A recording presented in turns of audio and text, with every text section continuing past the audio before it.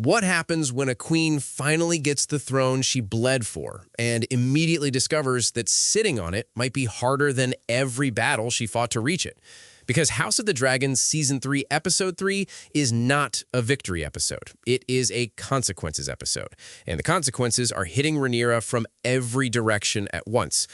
What's up, everyone? Welcome back to Breakdown Epic. Just to let you know, this video will contain spoilers. Now, this episode puts Rhaenyra on the Iron Throne and then proceeds to test her from every possible angle. Financial crisis, military threats, religious rejection, family tension, political maneuvering, and the constant, impossible pressure of trying to rule with mercy in a world that only seems to reward cruelty.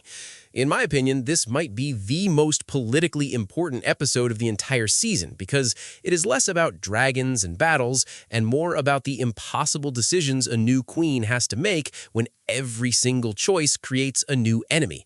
And the episode wastes no time proving that. Let me start with the most interesting part of the episode for me personally, which is the Ulf and Hugh situation, because I think these two are being massively underestimated by everyone in the story, and that is going to become a huge problem. These are not just random guys who happened to claim dragons.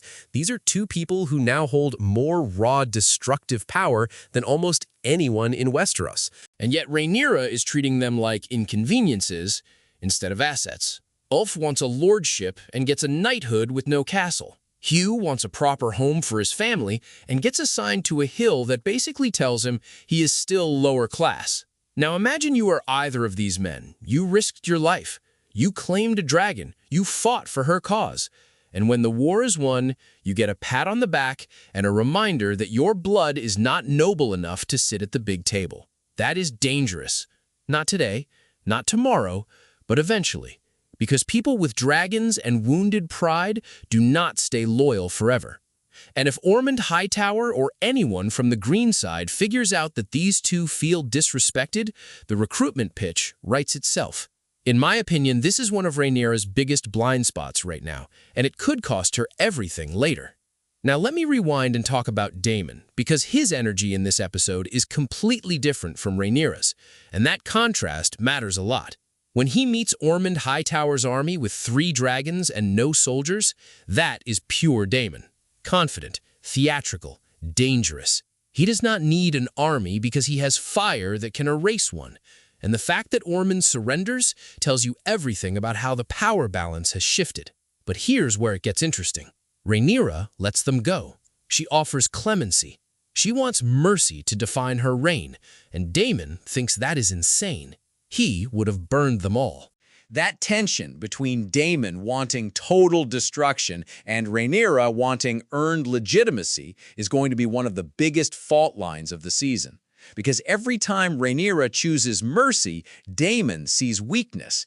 And every time Daemon pushes for violence, Rhaenyra sees the kind of ruler she refuses to become.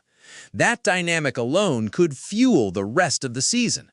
Now, the Daeron situation is where this episode gets genuinely dangerous for Rhaenyra's future, because the boy they handed over is not actually Daeron.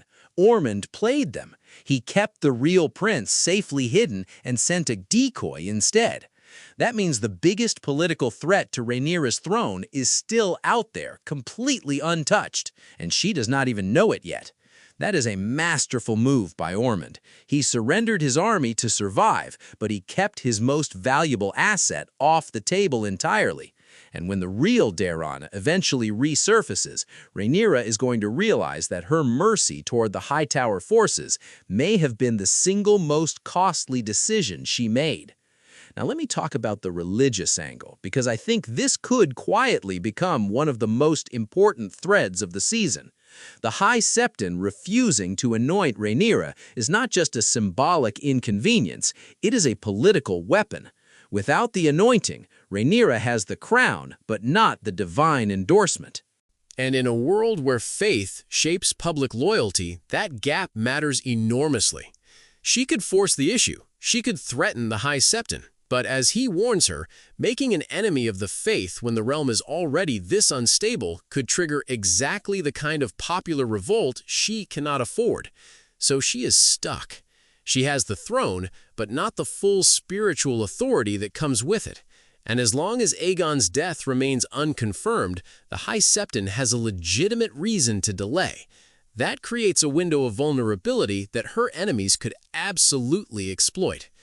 Now, here is where I want to do a character contrast, because I think the episode is practically screaming this at us. On one side, you have Rhaenyra trying to rule through principle. She wants justice, she wants fairness, she wants to honor her father's memory by being the kind of ruler who earns loyalty rather than demands it.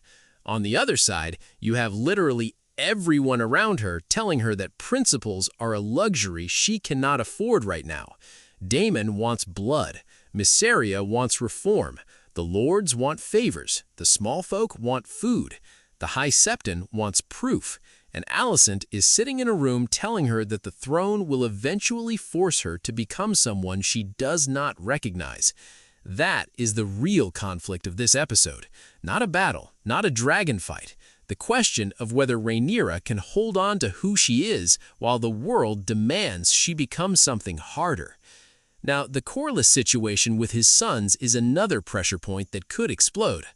He has given everything for this cause. His fleet, his family, his legacy.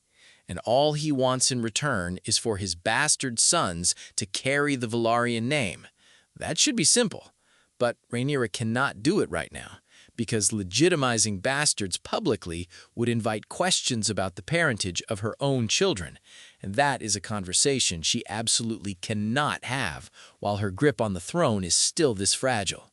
So Corlys gets denied, and you can feel the frustration building in him. This is a man who has sacrificed more than almost anyone in the war, and the one thing he asks for gets blocked by political caution. If Corlys starts feeling like his loyalty is being taken for granted, that creates a massive vulnerability on Rhaenyra's side. Now, Tumbleton is the piece that could force Rhaenyra's hand before she is ready. Ormund has taken the town hostage. Women and children are inside. And the dragon tamer who escaped makes it clear that this is not just a military position. It is a moral trap. Because if Rhaenyra burns Tumbleton, she kills innocents and becomes the tyrant everyone feared. But if she does nothing, Ormund sits there indefinitely with a strategic foothold uncomfortably close to King's Landing. That is the kind of impossible choice this show loves putting in front of its characters. And I think Tumbleton is going to be the event that finally forces Rhaenyra to cross a line she has been desperately trying to avoid. Now, Alicent's conversation with Rhaenyra is quietly one of the best scenes in the episode. She tells her that ruling will require shutting a door inside herself, that there will be things she has to do that her current self would hate. And Rhaenyra pushes back, saying she refuses to become what the throne demands. But the tragedy is that Alicent is not speaking from theory. She is speaking from experience. She watched what power did to the people around her. She watched what it did to herself, and she is warning Rhaenyra that the transformation does not happen all at once. It happens in small decisions, one compromise at a time, until one day you look back and realize the person you were is gone. That is why this episode hits so hard. It is not about one dramatic moment, it is about 13 different decisions that each carry weight, risk, and the potential to change who Rhaenyra becomes as a ruler. Every choice she makes benefits someone and angers someone else. Every act of mercy creates a future threat. Every act of strength risks creating a tyrant. And the episode does not pretend there are easy answers.